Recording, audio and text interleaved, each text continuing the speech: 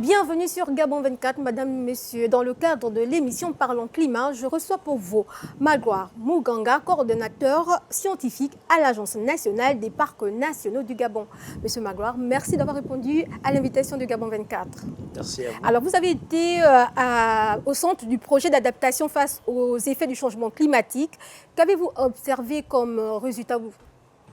Eh bien, ce qu'il faut dire déjà, c'est que c'est un financement que la Caisse de dépôt et de consignation, le Conseil national climat et l'Agence nationale des parcs nationaux avaient obtenu.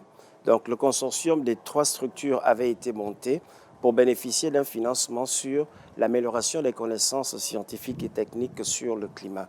L'orientation qui avait été donnée, c'était de voir comment créer un mécanisme pour améliorer les connaissances scientifiques sur le climat au niveau de l'ensemble du territoire, mais le focus avait d'abord été mis sur la zone côtière.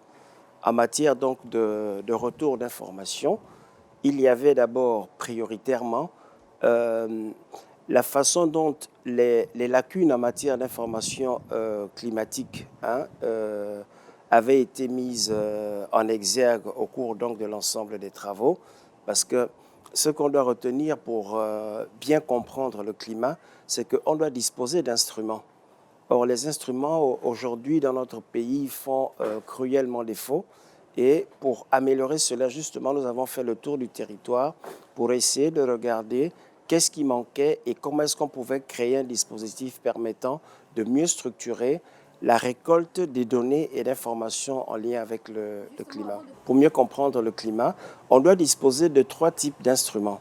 Des instruments, puisqu'on dispose d'une façade maritime, des instruments maritimes, puisque nous avons un grand couvert hydrologique, les instruments en rapport avec l'évolution des bassins versants, des grands bassins versants. Et pour comprendre l'atmosphère, il faut des données météorologiques. Donc ce sont des stations météorologiques qui nous font cruellement défaut. Ce sont des stations hydrologiques pour comprendre comment est-ce que les cours d'eau évoluent. Et ce sont des instruments océanographiques, notamment les marégraphes, qui permettent d'apprécier tous les changements qui interviennent au niveau de l'océan profond et puis tout proche de notre environnement côtier. Les questions relatives à l'élévation du niveau de la mer ne sont mieux perçues que lorsque nous avons des instruments adaptés. Or, le constat qui a été fait pour le cas de notre pays, c'est que les trois types d'instruments font cruellement défaut. Alors, dans le cadre de ce projet, pourquoi le choix s'est porté sur la côte? Le choix s'est porté sur la côte de manière totalement compréhensible pour le commun des Gabonais. Vous n'êtes pas sans ignorer que tout le potentiel en matière démographique se trouve dans la bande côtière, prioritairement entre Libreville et Port-Gentil. Le potentiel économique que nous avons et qui fait un peu le rayonnement de notre pays se trouve aussi sur la zone côtière. Quand on sait qu'on a un potentiel humain et un potentiel stratégique qui est dans un environnement, je pense que c'est cet environnement-là qu'il faut d'abord mettre en exergue pour trouver les mécanismes de protection et d'adaptation qui soient les mieux indiqués. Monsieur Muganga, comment se portent les côtes gabonaises et sont-elles affectées par les effets du changement climatique? Comme je vous ai dit précédemment, le meilleur moyen de savoir comment se portent les côtes, c'est d'avoir la donnée et c'est d'avoir l'information. Quand ces éléments manquent, il est difficile de pouvoir apporter l'information la plus précise sur l'état de santé des côtes. Mais le scientifique que je suis avec le groupe de collègues avec qui nous travaillons sur ces questions, avons quand même réussi à installer un certain nombre d'indicateurs pour essayer de voir comment est-ce que cette côte évolue. On a à peu près 200 km qui sont sous l'emprise humaine. 200 km. Et ces 200 km, malheureusement, ne vont pas mal. Ces 200 km vont très mal. Donc vous voyez un peu la dimension où je mets la difficulté dans laquelle se trouvent les côtes par rapport à la pression qui est exercée par les humains justement dans cet environnement-là. En dehors de ces environnements, il y en a d'autres qui sont moins sous l'emprise humaine, mais qui subissent le fait des activités humaines, notamment des extractions de sable, la coupe des bois de palétuvier et qui malheureusement déforment la qualité de ces environnements-là au point que l'avancée de la mer devient relativement importante dans ce type de milieu. Il y a aussi certains environnements qui sont naturels, qui ne sont pas sous l'emprise humaine, mais qui malheureusement subissent le fait de l'avancée de la mer avec une emprise relativement forte.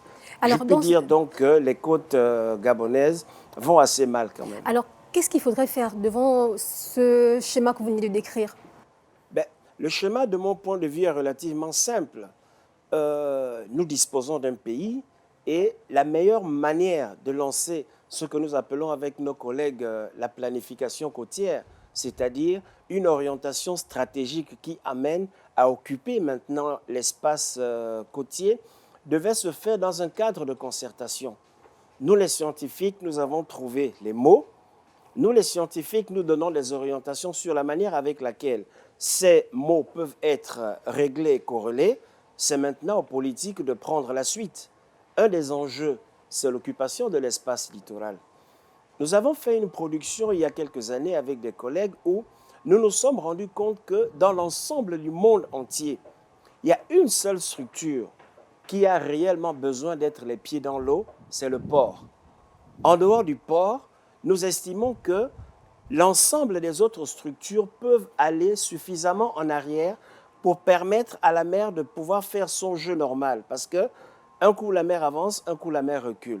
Ces deux mouvements doivent s'effectuer dans un espace où il n'y a pas une emprise humaine. Mais malheureusement, les secteurs où il y a une forte emprise humaine, la mer ne peut plus faire ce jeu-là. C'est pourquoi l'érosion s'aggrave et détruit un certain nombre d'infrastructures.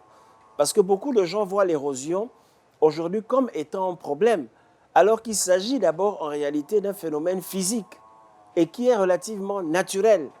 Et c'est quand l'homme vient maintenant mettre son empreinte, soit en l'occupant, soit en développant des activités d'extraction de sable et tout le reste, que le processus est aggravé et que malheureusement, ça détruit autant les infrastructures que les écosystèmes qui sont autour. Alors, le Gabon n'est pas le seul pays côtier au monde. Il y a que ce soit sur le continent ou bien ailleurs, il y a d'autres pays côtiers. Est-ce que vous avez échangé avec d'autres scientifiques par rapport à ce que vous avez constaté dans le cadre de votre projet et qu'est-ce que vous avez eu comme résultat d'échange? Mais nous avons eu l'avantage quand même depuis les années 2000 d'avoir développé des collaborations, que ce soit scientifiques ou techniques sur la question. Il y a aujourd'hui toujours le grand projet du grand écosystème marin du courant de Guinée qui part donc de l'Angola jusqu'à la Mauritanie et qui réunit les différents pays du golfe de Guinée qui ont réussi à développer une stratégie commune. Malheureusement, les réflexions scientifiques sont faites, mais quand il faut aller sur les faits, il y a toujours la grosse difficulté parce que ça demande des financements. Il y a récemment, en 2008, l'UNESCO avait organisé une rencontre scientifique et technique entre les différents experts de la sous-région Afrique centrale pour réfléchir sur la question de l'érosion côtière. Ça s'était tenu à Luango, au Congo, et ça réunit donc tous les experts du domaine. Et nous avons lancé un plaidoyer auprès des grandes instances sous-régionales, notamment la CEMAC, la CEAC, et être accompagné aussi de l'ensemble de ces différents partenaires internationaux pour mettre en place une espèce de cadre d'action autour donc de la question de l'érosion côtière. Malheureusement, entre 2008 et aujourd'hui, nous sommes toujours dans la situation où les rapports sont là, mais l'action sur le terrain est encore assez difficile. D'accord. On va revenir dans le cadre du Gabon. Est-ce que, on va dire aujourd'hui que la politique de protection des côtes n'est pas assez forte? Toute politique suggère d'abord un cadre. Et pour moi, le cadre de toute action, c'est d'abord la loi. Avons-nous une loi sur le littoral? Malheureusement, non. Le cadre que nous avons, c'est juste un cadre qui permet de réguler les activités au niveau de l'espace côtier. Or, si on met un cadre juridique autour de l'occupation des activités à réaliser sur la côte, ce serait déjà un premier pan qui permettrait qu'on ne se permette plus de développer n'importe quel type d'occupation, n'importe quel type d'action sur la zone côtière. Et pour moi, l'enjeu de tout ça, c'est d'abord la loi. Et pour moi, c'est la loi qui pose tout. Une fois la loi est mise en place sur la zone côtière, l'ensemble des autres opérations peuvent se faire sans difficulté. Et j'ai beaucoup d'espoir pour notre pays quand je sais que nous avons déjà mûri un certain nombre de réflexions. Et ce qui reste à faire, en fait, c'est de donner le relais aux décideurs pour que, enfin, les actions puissent réellement se produire. Alors, dans quelques jours, se tiendra la COP28. Est-ce que vous pensez que la question de la protection des côtes dans le monde doit être aussi portée haut que les autres questions comme la forêt et autres? Mais quand on sait l'enjeu que représente quand même l'espace côtier dans le monde entier, on ne peut pas faire abstraction de la zone côtière par rapport à tout ce que l'on comprend aujourd'hui comme difficulté. La côte, c'est presque le réservoir de toute la vie. Hein? On est entre 60 et 70% de la population mondiale qui vit au bord de la côte, enfin à moins de 60 km des zones côtières. Et si ça n'avait pas une véritable attractivité et un enjeu suffisamment important, je crois que les hommes fuiraient cet espace-là. Donc j'estime que autant on a affaire à une biodiversité mondiale sur le continent, autant on sait que la zone côtière, qui est la zone presque de transition entre l'espace maritime et l'espace continental, doit avoir, de notre point de vue, son enjeu stratégique qui permette que l'ensemble des actions qui s'opèrent puissent se faire non pas dans un cadre singulier, mais dans un cadre global qui définit d'abord le cadre d'action et ensuite ce sont les différentes opérations autour qui permettraient maintenant de pouvoir le développer. Je prends le cas le plus simple du Gabon, que je connais parfaitement. Oui. Nous avons 3 grands ensembles au Gabon. Nous avons un ensemble qu'on appelle estuaire, nous avons un ensemble qu'on appelle delta et nous avons un ensemble qu'on appelle lagune. Ce sont là les 3 grands ensembles de notre zone côtière.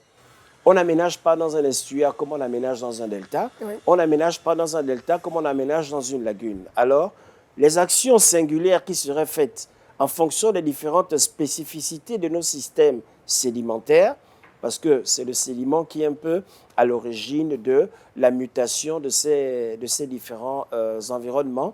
Lorsqu'on prend en compte chacune de ces spécificités, on peut facilement orienter l'occupation et le développement de nos milieux.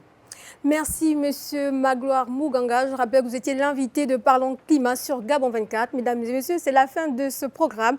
Merci d'avoir été des nôtres.